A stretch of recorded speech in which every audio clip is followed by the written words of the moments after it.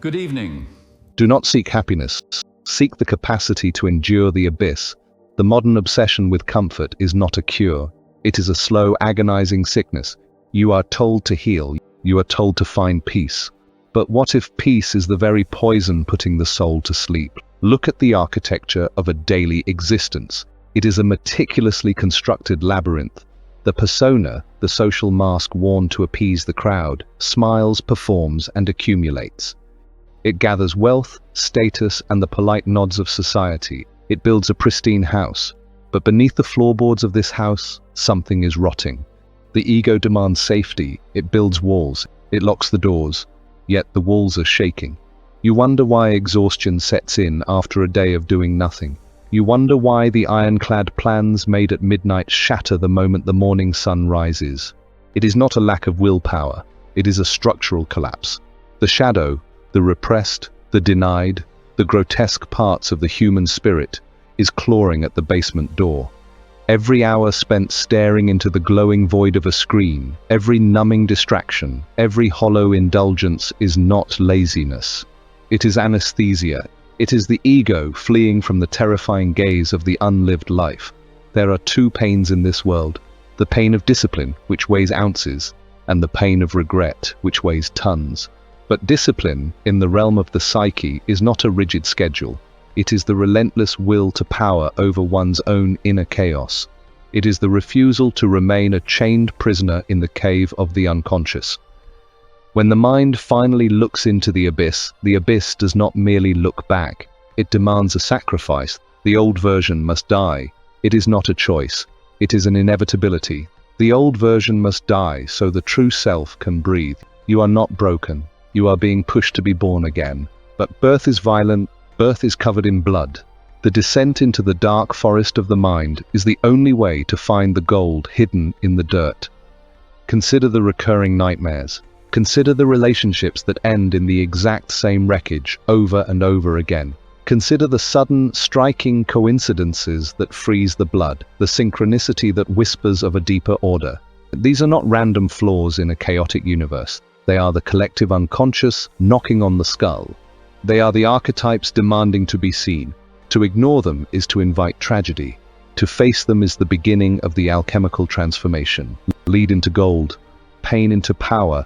The ego is a terrified tyrant. It sits on a throne of paper, convinced it rules the kingdom of the mind. But true power does not reside in the intellect. True power slumbers in the depths. When the crushing weight of a failure arrives, a shattered career, a severed bond, a sudden descent into the void of isolation, the ego panics. It labels this event a tragedy. It screams injustice. It begs for the anesthesia of distraction. But what if the tragedy is a profound necessity? What if the destruction of the carefully curated life is the exact prerequisite for individuation? To build a fortress of iron, the house of straw must first be burned to the ground. You mourn the loss of comfort. You grieve the death of the persona. But you are grieving the loss of your own prison. The walls that protected the psyche from the terrifying unpredictability of the world have become the exact walls that suffocate it. This is the Nigredo, the blackening, the darkest phase of the alchemical opus. The soul is thrust into the furnace. Do not shrink from the heat. Do not look away. Society preaches the gospel of avoidance. The collective herd demands conformity to comfort. But the Übermensch, the higher self, is not forged in the soft valleys of convenience. The higher self is hammered on the anvil of suffering. Friedrich Nietzsche understood this brutal geometry of the soul. Amor, Fati. Love your fate. Not a passive tolerance, not a resigned sigh, but a savage, all-consuming embrace of the very fire that burns the flesh. When you lose everything, the game does not end. The game finally begins. Consider the nature of discipline. It is here that the philosophy of Rohn intersects with the abyss of depth psychology. The pain of discipline weighs ounces. The pain of regret weighs tons. But discipline is not a morning routine. It is not a sterile checklist designed by the conscious mind. It is a holy war against the decay of the spirit. Discipline is the sublimation of the shadow's raw chaotic energy. The anger, the resentment, the overwhelming grief, the humiliation. These are not mental illnesses to be cured. They are not negative vibrations to be cleansed. They are kinetic fuel waiting to be ignited. They are the heavy lead begging for the touch of the alchemist. How does one transmute this dark matter? First, one must enter the silent cave. Total isolation. Disconnect the umbilical cord of modern stimulation. Silence the noise. Shut out the synthetic light. Sit in the suffocating dark and face the monstrous forms that emerge from the unconscious. The anxiety will rise. The mind will claw at the walls, desperate for a dopamine hit. It will beg for an escape route. Do not open the door. Let the wolves circle. Let them tear at the fabric of the old identity. When one gazes long enough into the abyss, the terror subsides. The monsters in the dark are simply fractured pieces of the self, trapped in exile, screaming for integration. By remaining seated in the fire, by observing the agony without intervening, the ego loses its grip. The shadow is absorbed. The psychological tension is resolved not by escaping the paradox, but by holding it. This is the union of opposites, the light and the dark, the conscious and the unconscious, the anima and the animus. When the internal war ceases, the energy previously spent on repression is suddenly liberated. Discipline in this psychological crucible is no longer a punishment. It is the highest form of self-respect. It is the architecture of sovereignty. Regret is the lingering rot of the unlived life. It is the ghost of the unintegrated shadow haunting the empty halls of the mind. To act with discipline is to channel the dark waters of the unconscious into a turbine that generates immense, unstoppable power. The broken heart, the shattered pride, the hollow emptiness of modern existence, take them all to the forge. Execute the agonizingly difficult task. Lift the heavy weight. Walk into the cold storm, not to achieve societal success. Success is a trivial byproduct. Do it to achieve total mastery over the internal domain. Do it to slay the dragon of lethargy. Every act of voluntary suffering is a declaration of independence from the tyranny of the collective. It is an assertion of the will to power. It is the mask dissolving, revealing the terrifying, beautiful face of the sovereign individual underneath.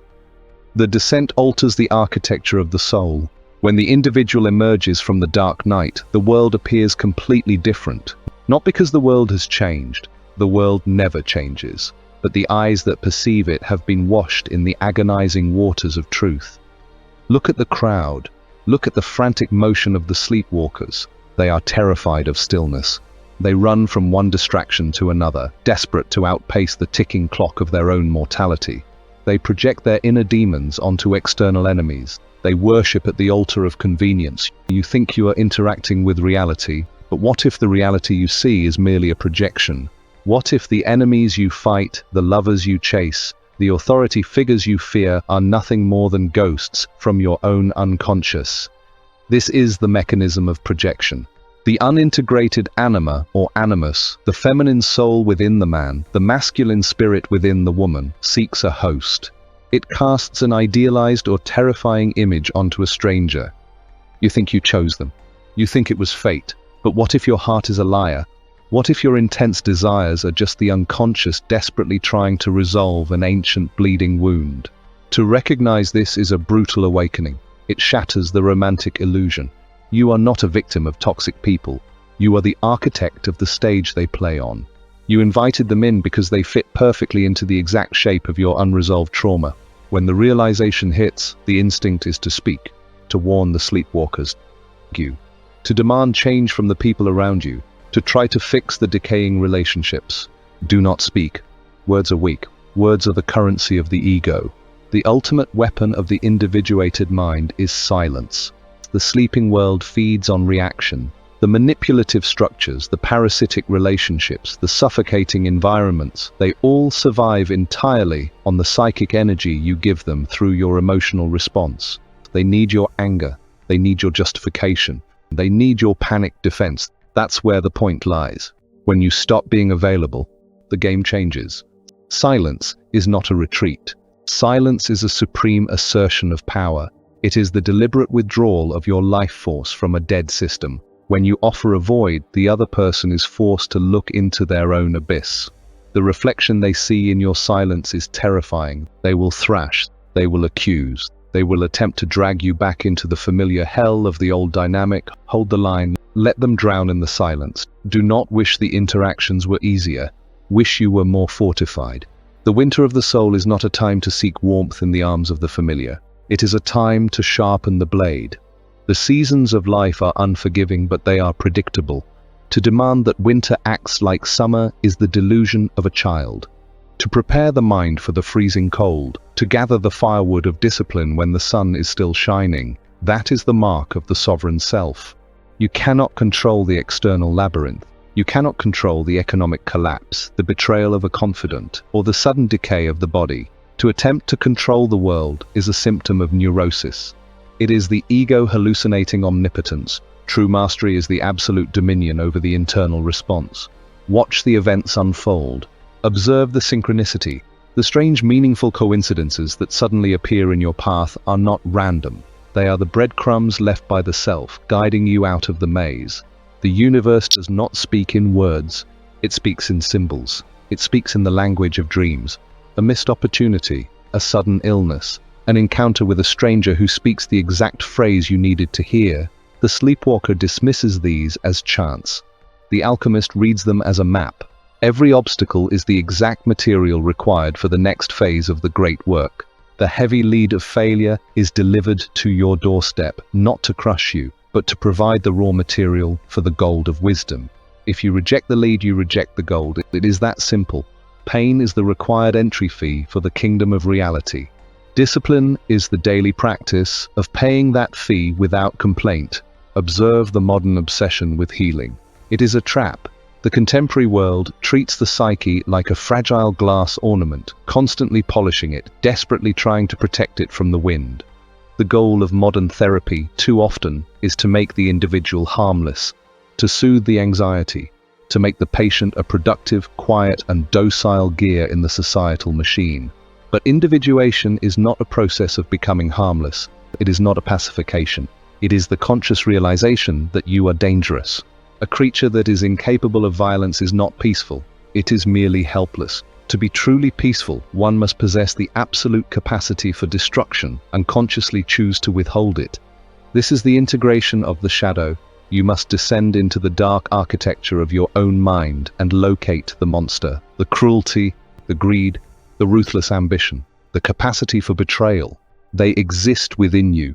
To deny them is to grant them invisible sovereignty over your actions. To acknowledge them is to leash the beast. The sword must be forged in the fires of the shadow, sharpened by the cold intellect, and wielded solely by the conscious self. This brings the psyche to the brutal economics of existence. Profits are better than wages. It is a principle of the marketplace, yet it is profoundly psychological. What are the wages of the mind? They are the fleeting, cheap dopamine hits demanded by the ego, the desperate need for external validation, the comfort of a lie, the temporary numbness of a screen.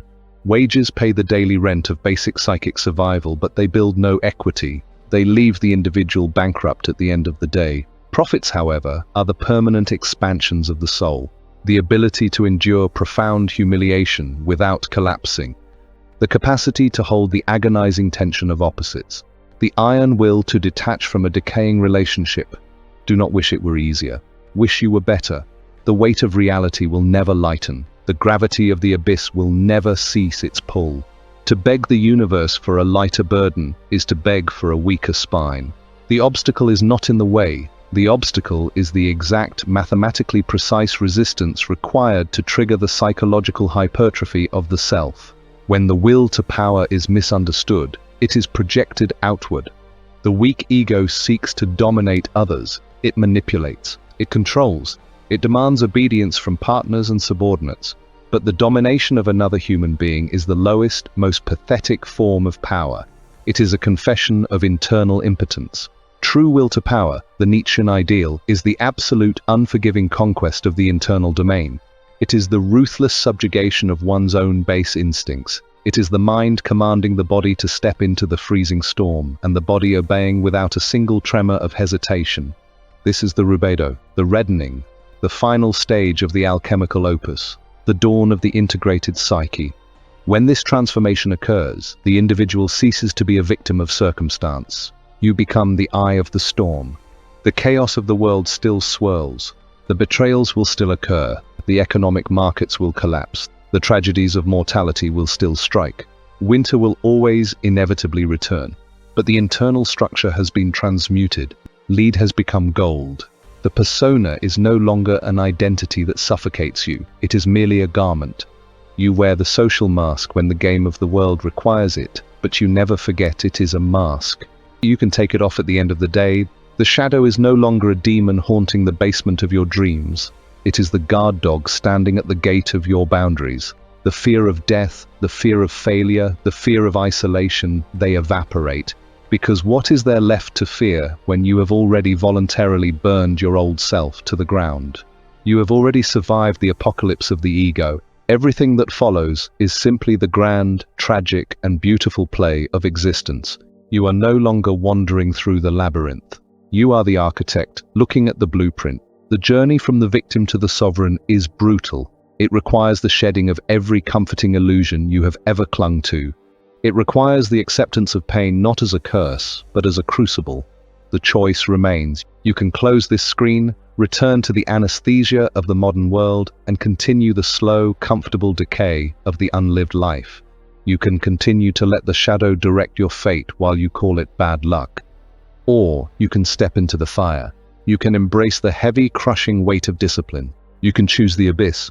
If the mask is suffocating you, if the old structure is collapsing, do not attempt to repair it. Let it fall. Leave behind the herd. Subscribe to the silence. Step into the arena of the self. The pain will be immense, but the sovereignty will be absolute.